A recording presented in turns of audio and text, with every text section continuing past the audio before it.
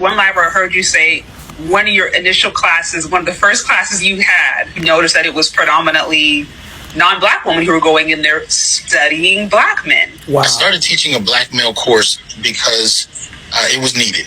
You know, I'm looking at these young brothers who were getting accepted, and a lot of them were, you know, dropping out. A lot of them really didn't have any support structure on how to navigate college. So I created this class alongside a student group for Black males and began to implement that.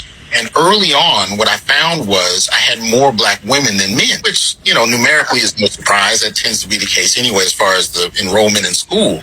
My initial training in my doctorate was as a feminist. I hadn't dealt with gender prior to my doctorate, so I came in with that framework. The only way I knew how to deal with gender was through kind of what she taught me. So I'm teaching this Black male class using this approach I got in grad school, and I'm watching the numbers of Black males dwindle.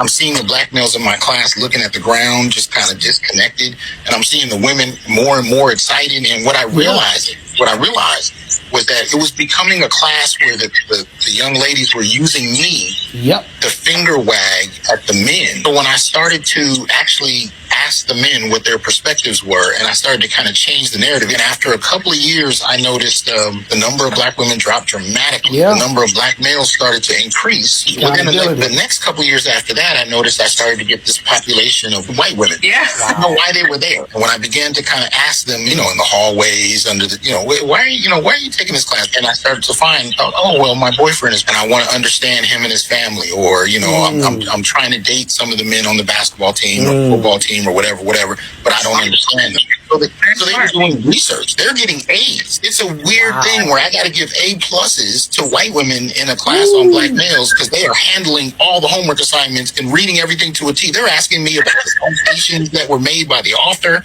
I'm like, good Lord. But they were serious. And I would say, you know, another 3 or 4 years after that, I noticed the population shifted from, you know, white women to Latinas. And the Latinas were coming in with the same kind of intensity, the same kind of questions, the same motivation. You're literally telling me that you had a class that was dedicated to Black men, where Black women have an opportunity to study their men, understand what they're going through, understand how to relate to them better. And instead of us doing that, you have other women of other ethnic groups, other races going in, taking note, using it as ammo to get the quote unquote best men out there. So it's like, how can you compete with that? This is based upon what you just said. It's like, this is why they are winning our men. If that is such a big complaint, this is why these other women, white women, Latinas, Asians, this is why they are winning or stealing, however you want to put it, our men, because they're actually interested in their interests.